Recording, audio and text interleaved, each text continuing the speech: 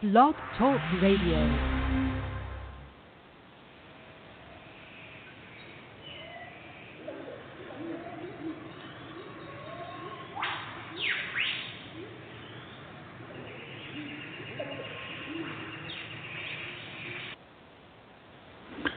Hello, everyone. I'd like to welcome all of you back to Ohio Exopolitics. I'm your host, Mark Snyder, and I'm talking about the Billy Meyer case this morning, actually. It's a Saturday morning, and I just decided I would dive in and share with you what I've been learning and how things are going.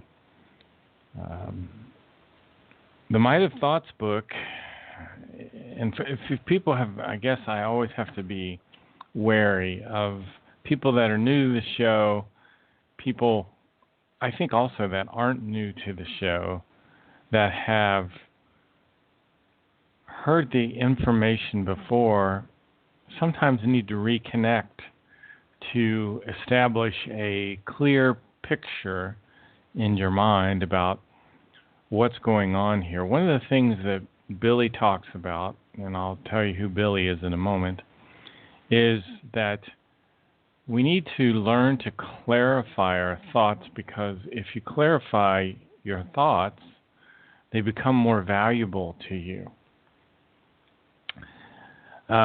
Billy Meyer, his real name is Edward Albert Meyer. He's 80 years old right now, and he lives in Switzerland, in a beautiful tiny mountain village called Hinterschmid-Ruti, which is nestled in the pine forests and the mountains of northern Switzerland. He lives very close to nature because we really all should live close to nature. We're a planet that's on the wrong path, and our evolution has been disturbed, and we're heading down the path of self-destruction. And we're destroying ourselves by wrong thinking, and our wrong thinking is manifesting in many things around the world, many problems, overpopulation, corruption in government, corruption in religions, which is what I've been doing a couple shows here recently on, is the gay, homosexual drug parties that are taking place in the Vatican, and the police are actually starting to crack down on these things now. It's really just a manifestation of a society that's not living according to the creational natural laws. And maybe since I advertised the show as attitude and stance being the most important factors in regarding problem solving, maybe that's something I'll go over real quick. But just so you know, Billy Edward Albert Meyer is a contactee, and he's written over 40 books.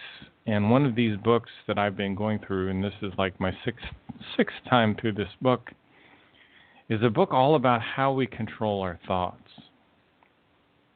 so that we can be effective in our lives. It's a very down-to-earth, very practical book. It has incredible importance. And it's one of these things that I think can save us from our self-destruction. And on page 374, it says, the most important thing regarding problems, errors, and difficulties is the stance that we take when we go to solve a problem. And the right stance determines the form in which errors and problems and so forth are seen and judged, and how they are thought about. So when you have a problem that you're facing, you should look at that problem as a challenge to your inventive power. And the stance, your stance is your mental or your emotional position with respect to something. And same thing with your attitude. Attitude is your predisposed mental state. So when you're facing a problem, you need to have what's called a neutral, positive thinking. And that's harmony in your thinking. And there are 6 things that come from this book that you should constantly be telling yourself in order to maintain this neutral, positive thinking. You just need to tell yourself, I'm confident, I'm optimistic, I'm cheerful, I'm relaxed, I'm enthusiastic, and I'm thankful. So if you will say these things to yourself, you can break the flow of unhealthy and negative thinking. And whoever has negative thoughts will soon allow himself to be controlled by those thoughts. Negative thoughts, they grow wildly like weeds in a garden. So we have to identify when we're thinking negative thoughts, because what you think, you make real. And what the human thinks about himself, he becomes. And this is a very important. Our thoughts are so powerful. And our lives, the circumstances of our lives, are never because of some kind of tyranny that we're under. Even though we face some things that seem unfair at times, it's really up to your own thinking. Because good thoughts lead to good feelings lead to good habits, and good habits lead to good circumstances in your life. Good habits. One of the habits that I've just developed, I don't know, I didn't consciously think about it.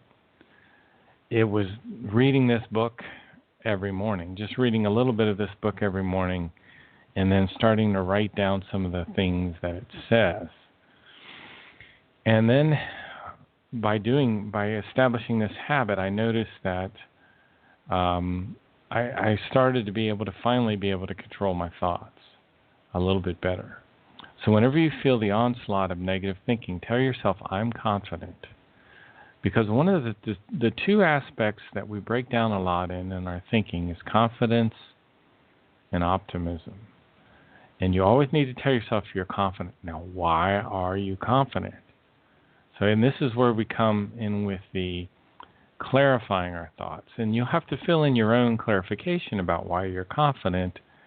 But some of the things you could tell yourself is, I'm a determined person. Right?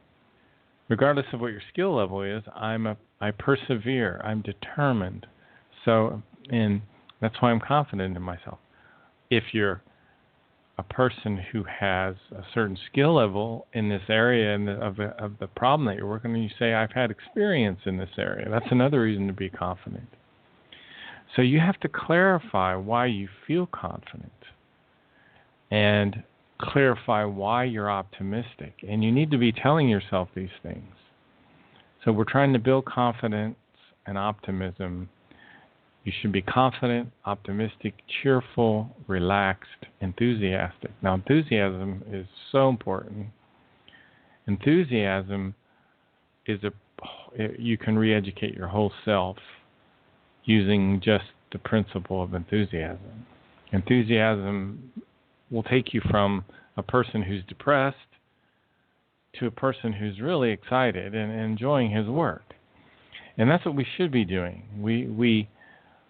We should be enjoying our work. We should be enjoying our lives. And one of the ways to enjoy your life is to break the flow of unhealthy thinking. And optimism will break the flow of unhealthy thinking. You really are the master of your own destiny. You're the master of your own life. You're not a victim of circumstances. You can overcome these circumstances. Whatever the difficulty that you're facing in your life, you can overcome it. Because our thoughts have incredible power. Now, there's always a negative and a positive. And these two powers belong together. And they work together. And they never allow themselves to be separated. One is dependent on the other. However, we try a lot of times to eliminate the negative. And that's when we get upset, because we realize we can't eliminate the negative. The negative is a part of this harmony that is formed with the positive. They're they're different aspects in some ways of the same thing. Now, the purpose of our lives is evolution, the evolution of our thinking ability, our conscious evolution. That's why we're here. That's why we go through the circumstances of our life. And I feel compelled a little bit to talk about reincarnation again. I talk about this a lot. I think it changes your whole outlook on life, and it changes your whole attitude, and it opens your mind.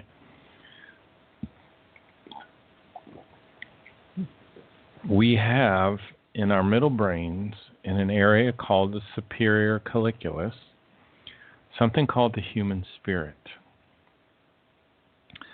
And the human spirit is that you can think of it, operationally speaking, as a fragment of the universal consciousness. There is a universal consciousness, a superintelligence, but which is not a God.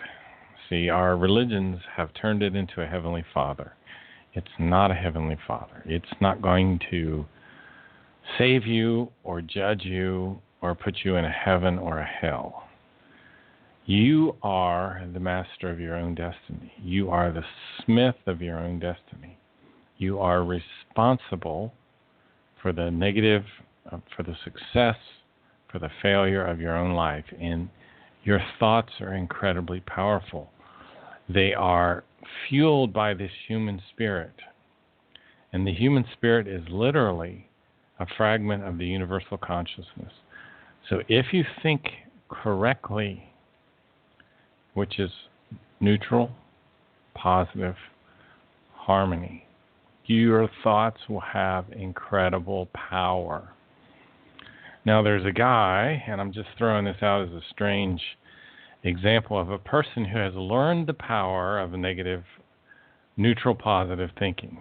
Not negative and not overly positive either. His name is Conor McGregor, and 5 years ago, let's say, he was on welfare in Ireland, and he was an MMA fighter.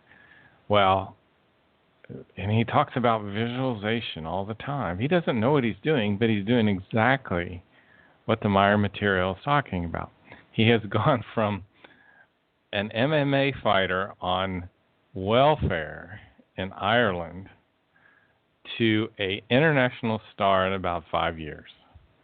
He's now fighting Floyd Mayweather for, and who knows how much he's making, $20-30 million for this fight. It's a ridiculous fight. The whole thing is contrived and nonsensical. A boxer fighting an MMA fighter, but he's done it through the power of his thinking. That's how he's done it, and it's really an amazing case study. So, book is in many ways the keys to the kingdom. Now, whether you think about Billy as a hoaxer or whether you think he's crazy or whatever, that's up to you. I don't care. But I'm telling you, if you read this book, and you can order it at theyfly.com through Michael Horn, and he'll make the order for you. Otherwise, you'll have to go to one of the Figu sites, which is a little more complicated. And I've never done that yet. But I'm telling you, I've read 4 of Billy's books, if you include The Goblet of Truth. This particular book that I'm talking about is called The Might of Thoughts. I honestly think this is my number 6 times I've been through this book. It's so densely packed with information, and it's a life changer. We all have a lot of unhealthy thoughts that we don't recognize. And one of the things we need to learn to do is correcting those unhealthy thoughts, because it can have a tremendous change in your life. Now, I wanted to talk about reincarnation. You can tell my thinking is kind of going a little all over the place. This human spirit is in the middle of your brain, in the area called the superior colliculus. It's a fragment of the universal consciousness. It never dies. A horrible analogy would be the Holy Spirit. Okay? It's not a good analogy. It's confusing. This human spirit is you. It's your inner I. It's your spiritual self. It's the powerhouse of your spiritual consciousness. And we have both a material consciousness and a spiritual consciousness as a human being. Your material consciousness is temporal. It's who you are in this particular lifetime. It had to grow up again. It was a child. It had to be re-educated, had to learn to think, had to learn to talk, had to learn to walk again. Your spiritual consciousness, the spirit form, is in the background. Your spiritual consciousness has had many lifetimes. It's neutral positive. It's in communication with this universal consciousness because it's kind of one and the same thing. And this universe that we live in works in a neutral, positive way. It thinks in a neutral, positive way. The universal consciousness, I don't even know that I should use the word think, because that's a little limiting. We as human beings think.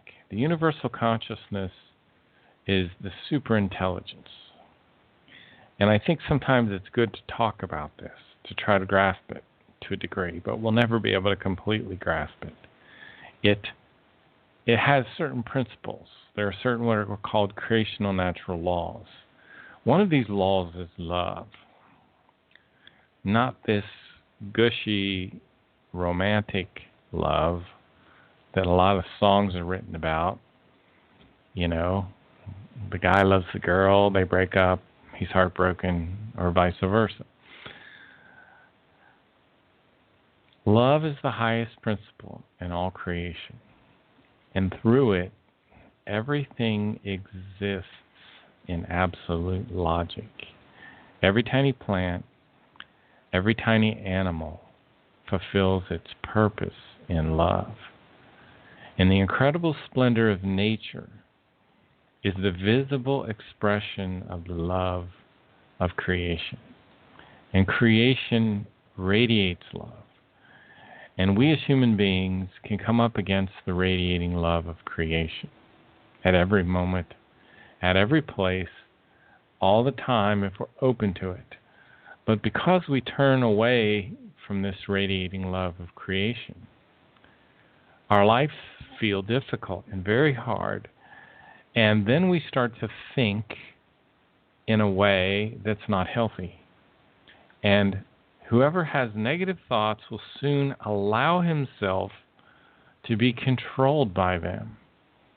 So what we're trying to do in this program is to learn to think in a way that will work with this universal consciousness. So therefore, in every regard, the human being must trust in himself or herself and in his power and his might.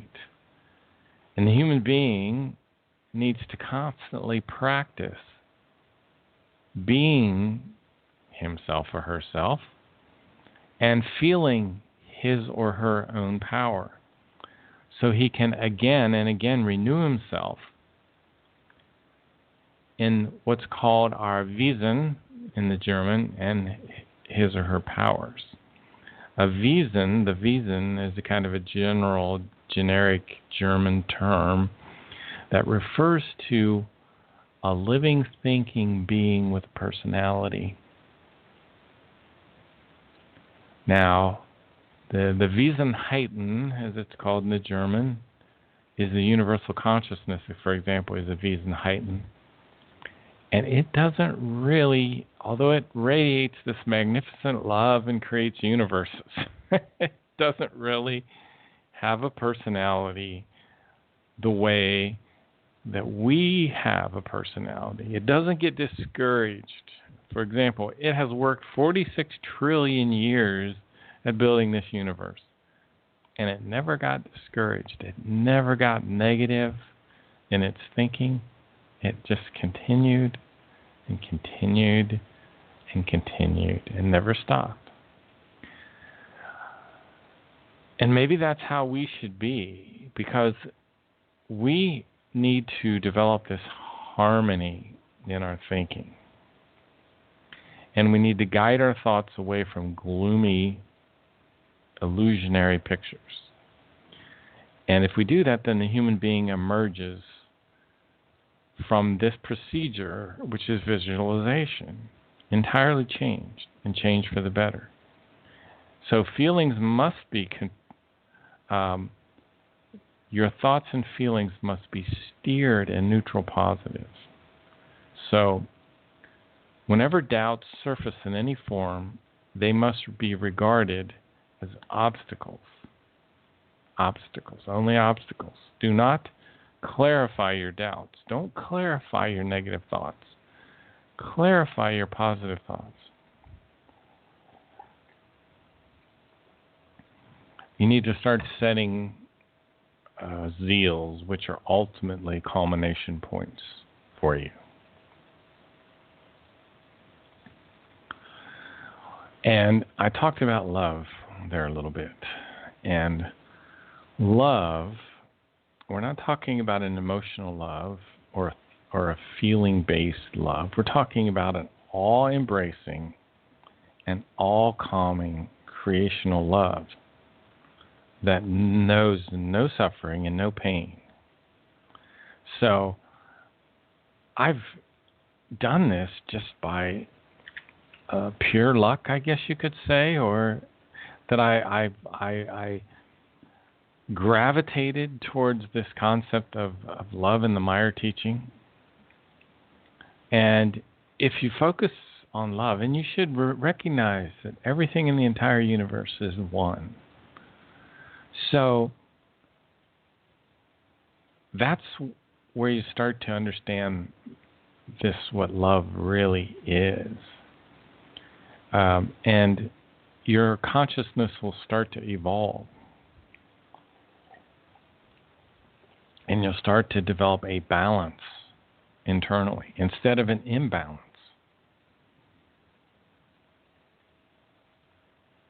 And you'll start to think independently.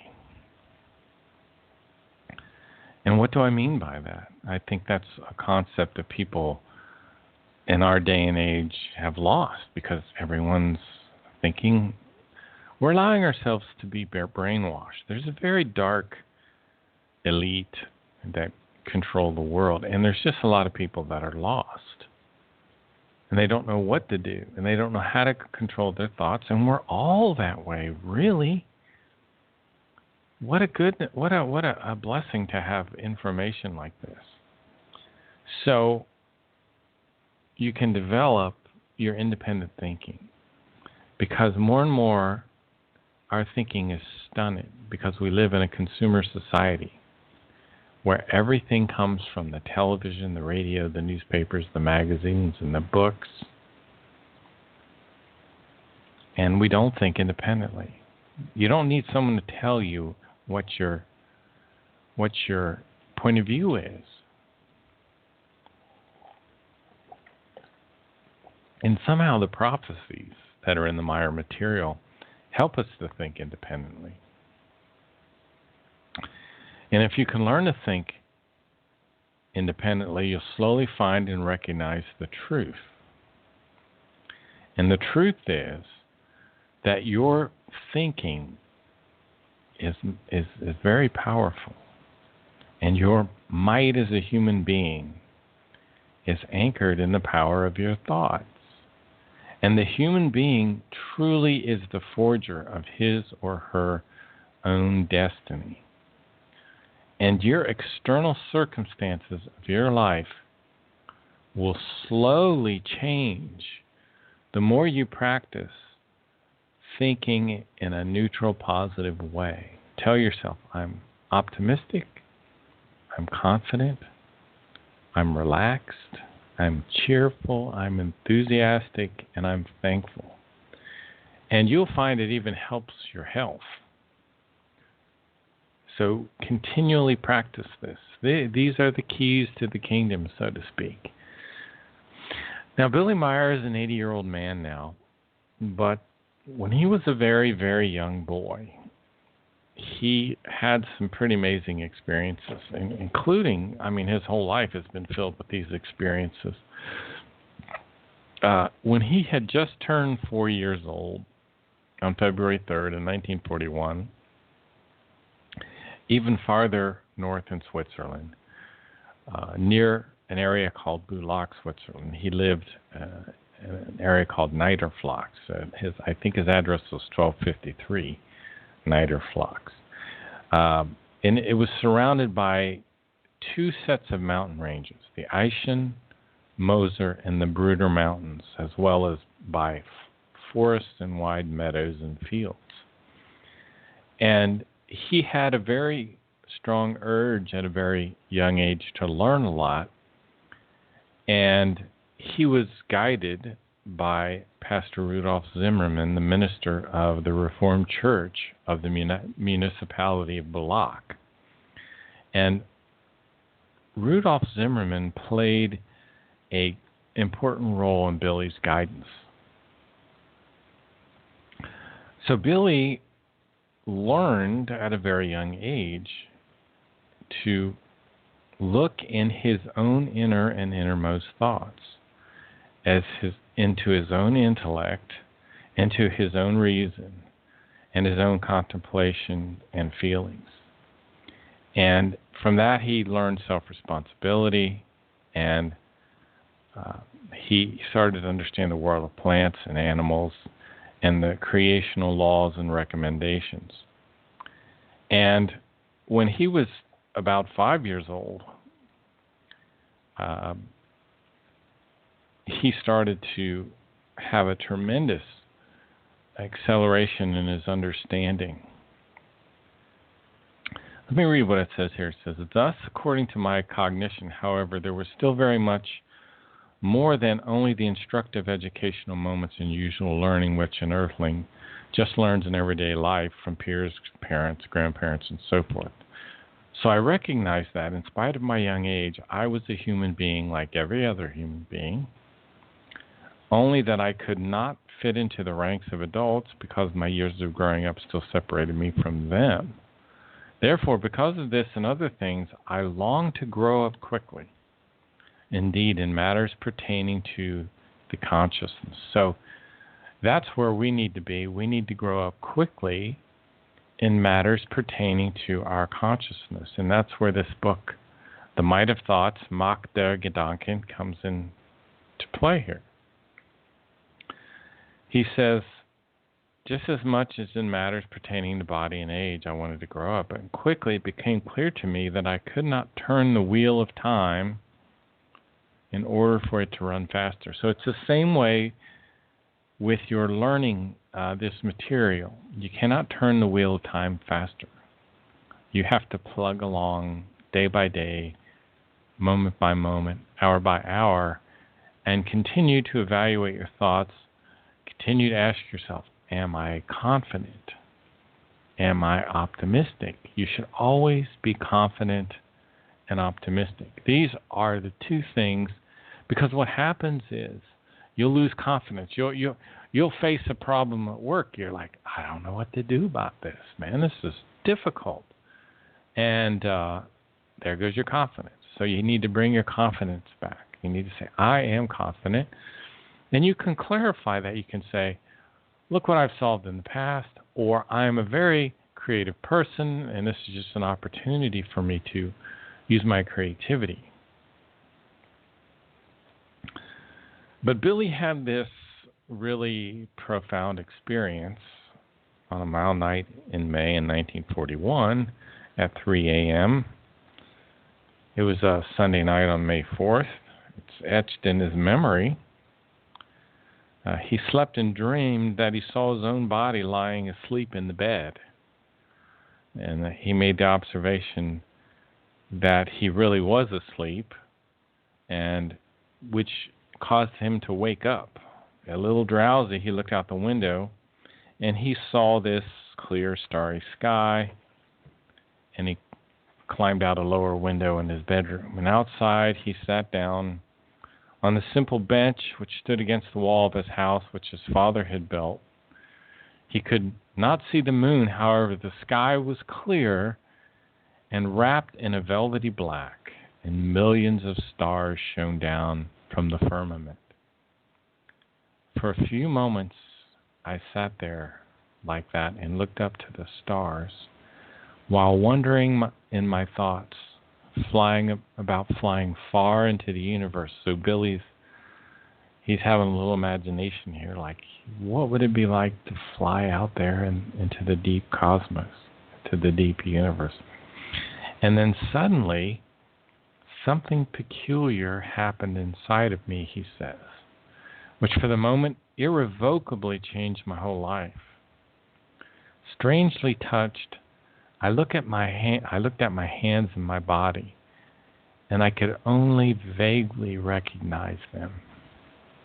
So I touched my body and felt it, and then I heard my own voice say, "My life is made out of the love of creation." And I could not explain why I said that, and which power led me to speak these words. A slight shiver came over me, although the night was quite warm, and then I noticed that I also felt peculiar. However, nevertheless, I was not frightened. And this is this incredible experience that Billy went through at a very, very young age. And he, at this time, first comes into contact with this whole idea of this universal love.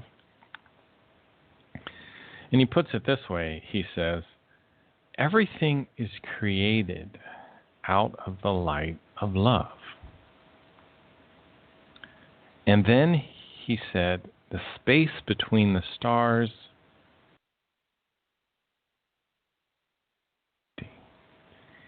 and that exists in everything that exists in the whole universe is a living bison.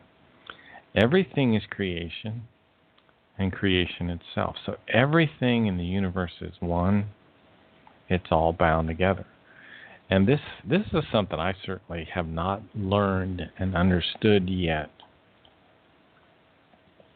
because we see ourselves as separate. We see ourselves as separate people.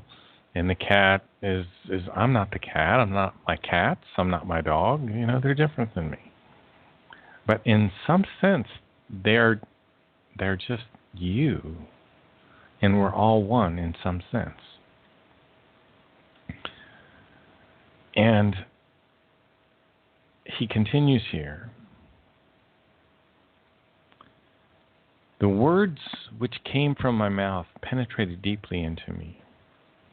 And in them, I recognized that the true source of life is the light of true creational love, which in its vitality creates all life and contains within itself all laws and all recommendations of creational order and all information about life and death.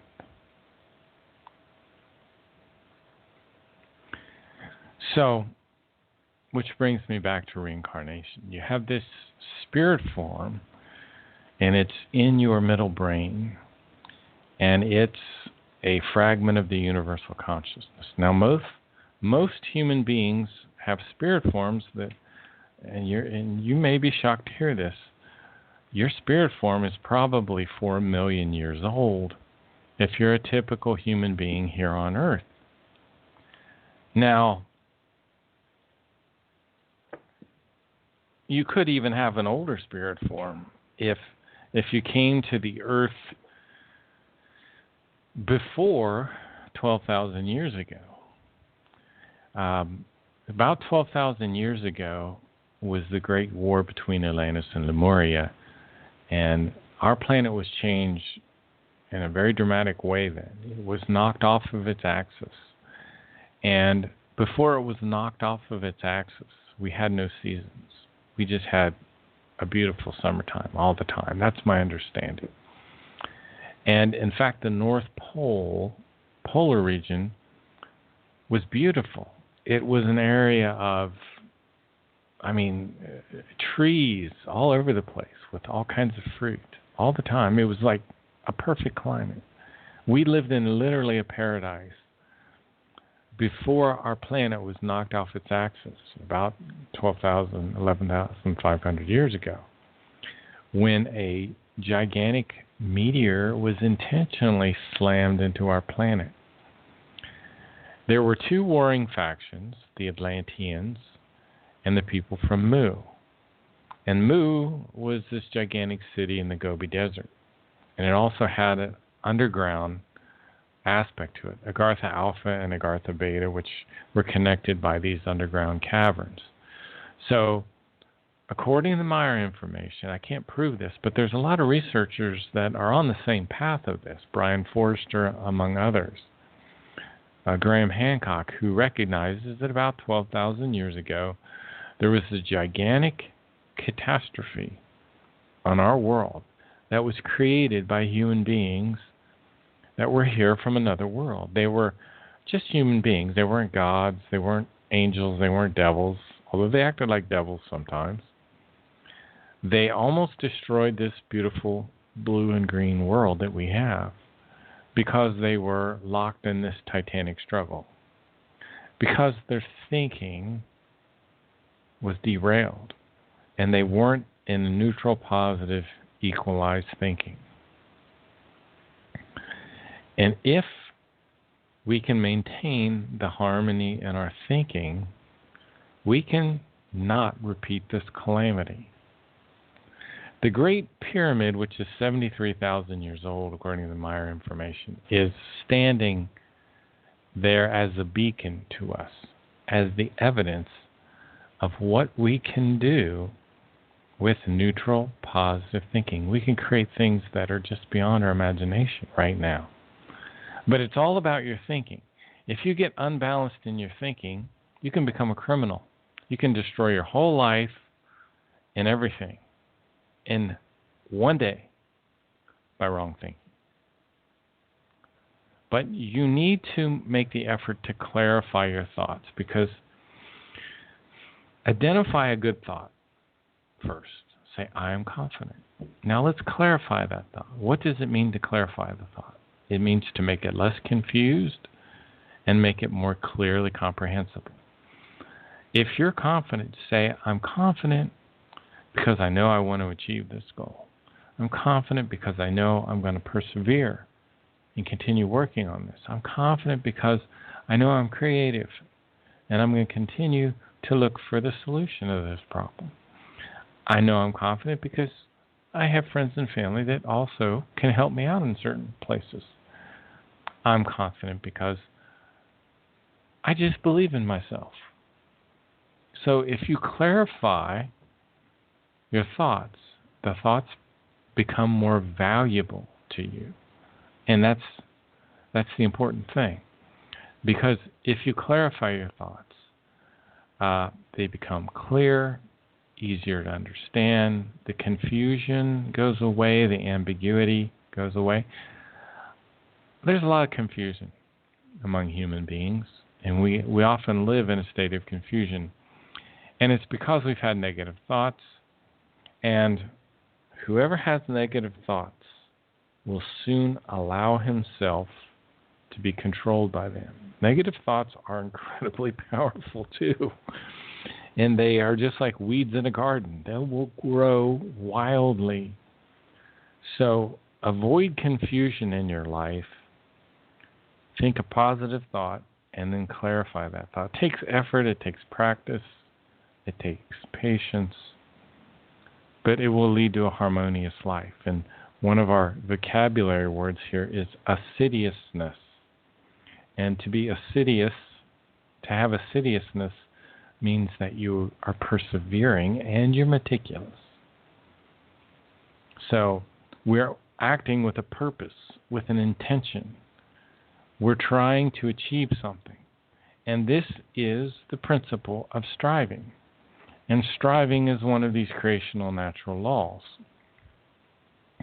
Every plant, every animal, every insect even, is striving in some way. Look at a bee. Look at the bees. They build this huge nest. Look at the ants. They do the same thing. They build this huge structure on the ground. I mean, huge from the perspective of their scale. And the bees produce a honey, and a beaver builds a dam. Striving. So all nature is programmed with the need to strive and the importance to keep striving. And striving is critical for the human being to understand. But you're not here on this earth to indulge yourself in whatever pleasure is your favorite, whether it's sex, drugs, or rock and roll. And that's why it's so disturbing about these people in the Vatican, like Monsignor Luigi Capozzi, who was having a drug-induced, cocaine-induced gay orgy in his apartment there. And this is what's going on in the Vatican, because our religions are so off base. They're so absurdly corrupted beyond anything. And Billy warns about religions.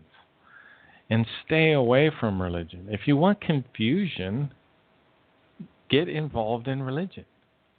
And religion produces an embedded confusion, which not only affects you, but it affects your offspring. Let's instead learn to clarify our thoughts. And then our thoughts will become more and more clarified, because our consciousness is like a garden, and we can fill it with beautiful plants, or we can allow it to become filled with weeds, these negative thoughts which repeat in an endless cycle. Your negative thoughts can destroy you. Don't let them, because that which the human being thinks he makes real. Good and positive thoughts must be tended and nurtured. The human being should have a good, positive opinion of himself, because that which the human being thinks he makes real, and that which the human being thinks about himself, he becomes. So if you become a criminal, a felon, a miser, and so forth, that's because you have maintained wrong thoughts for a long time. So avoid these wrong thoughts. And never underestimate the power of your thoughts. You could be in the worst set of circumstances in your whole life. Do not become depressed. Do not become emotional. Start striving. Striving is part of The Way to Live, which is another book Billy's written. The creation itself, as well as all its creatures and Wesenheiten, is imbued with the power of striving in order to attain success.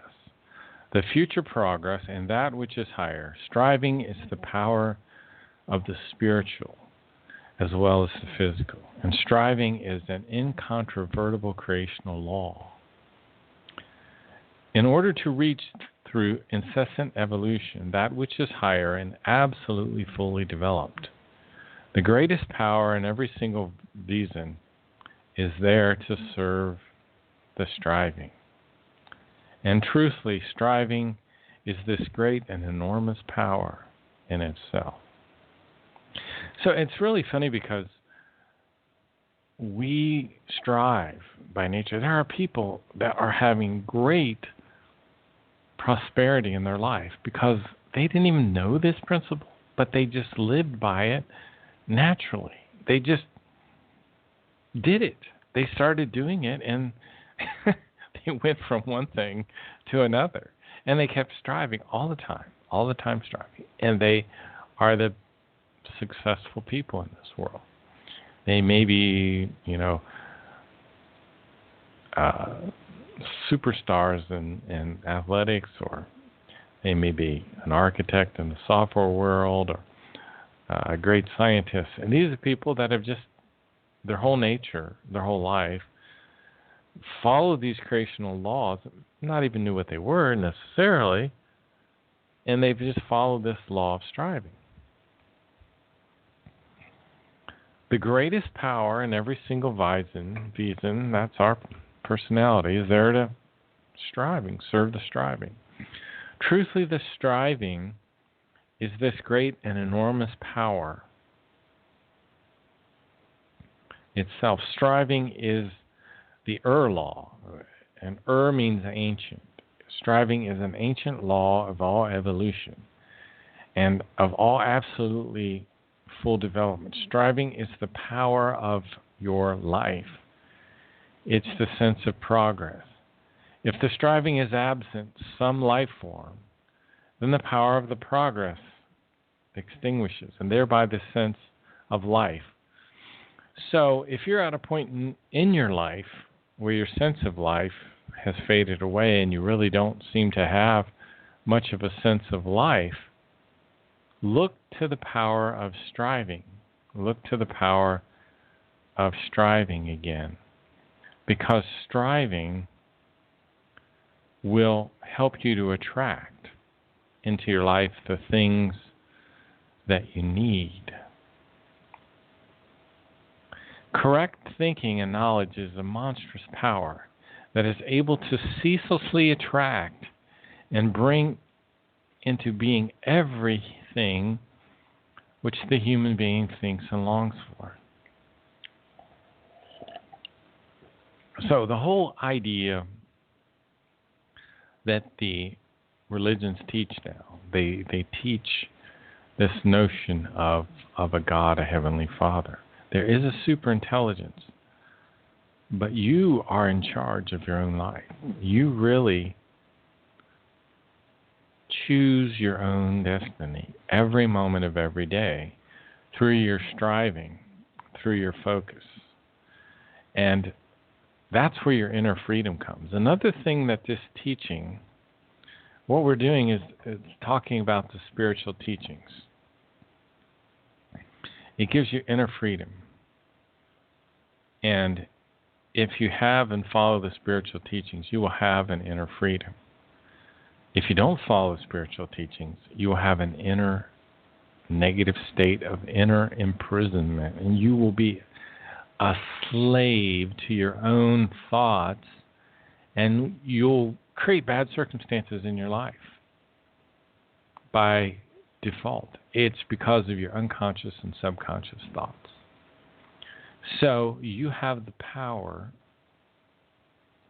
to create circumstances in your life. One of the things you need to avoid is addictions of any kind, because addictions rule the thoughts, whether it's sex addictions or addictions to your own desires or drug addictions. You need to think and be aware of your unconscious mind. Your unconscious mind is a great power, and it functions automatically. And be careful, because your unconscious mind can start to steer your life. You don't want that to happen either. Because if your unconscious mind and its powers are ruling your life, i.e. through addictions, then you'll have a self-created suffering. And what you need is harmony in your own thinking. And harmony in your own thinking will lead to self-control. And self-control will free you from unconscious perceptions. Because there's great power in the unconscious, but it often leads to a disturbing of the emotions. The power of the unconscious can manifest in anger and rage. And anger is a violent, uncontained outburst. But what you want are not reactions from emotion, but you want feelings. There's a difference. Feelings come out of the thinkings, where emotions arise spontaneously. You want your thoughts to have feelings associated with them, because they can be steered. The unconscious mind is not completely open to introspection, but you have to realize that it's there. And your unconscious mind can lead to depressions and the flattening of feelings. You want to make yourself more of a conscious thinker. Because if you're not a conscious thinker, you can deceive yourself. And such individuals, like people, have you seen the people that create the stigmata on their bodies? They have these, and they're produced by the power of the unconscious mind.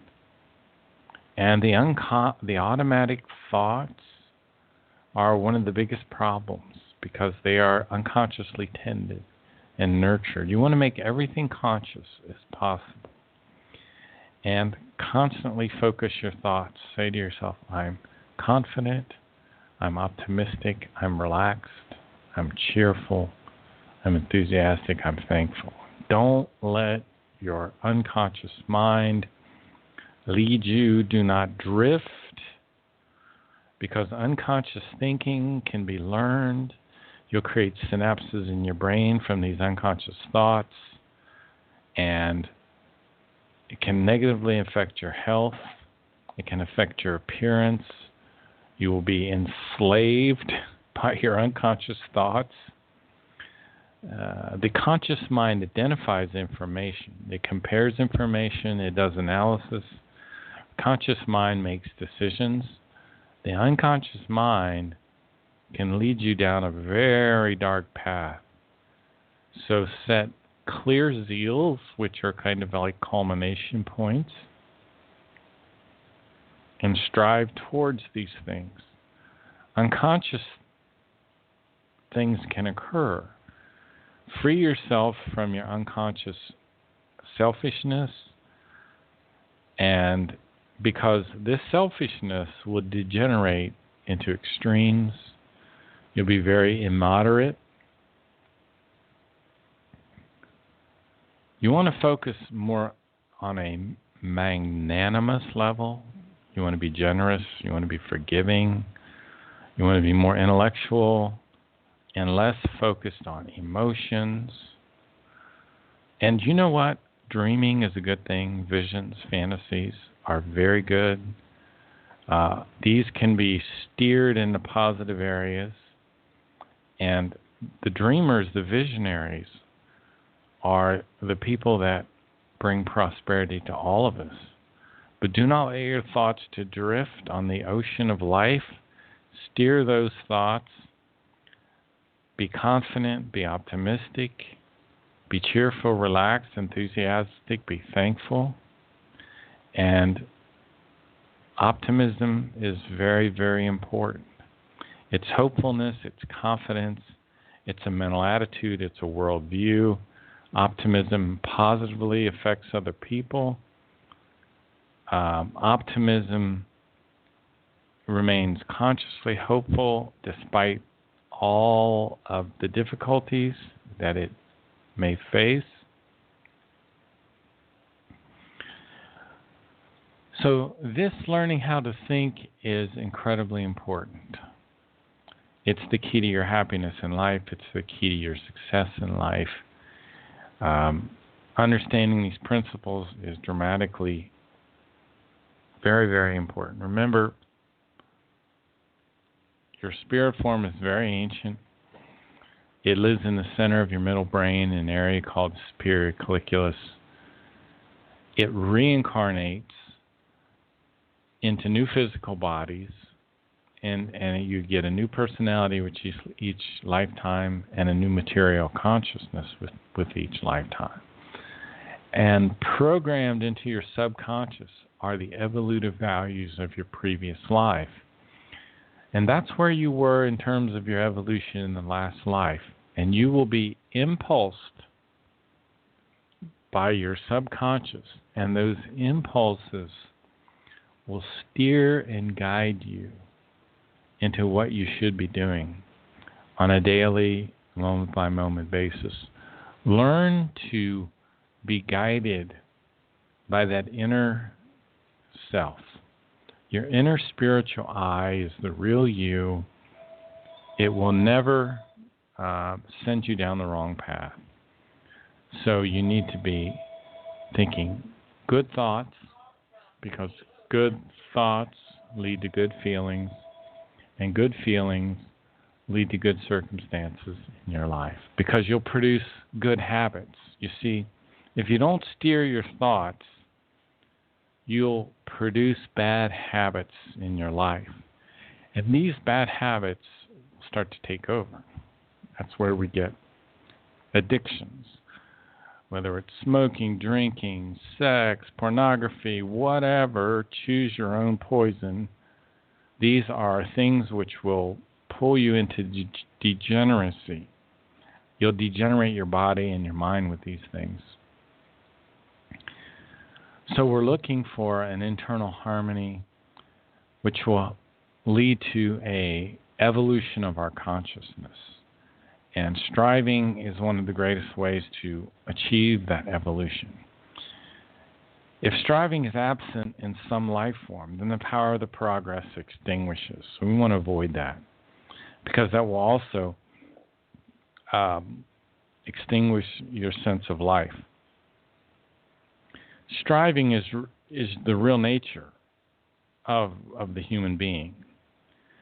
So don't let that inner nature be nullified. There's a lot in our world today. Television, YouTube, certain kinds of worthless music will all nullify your sense of striving.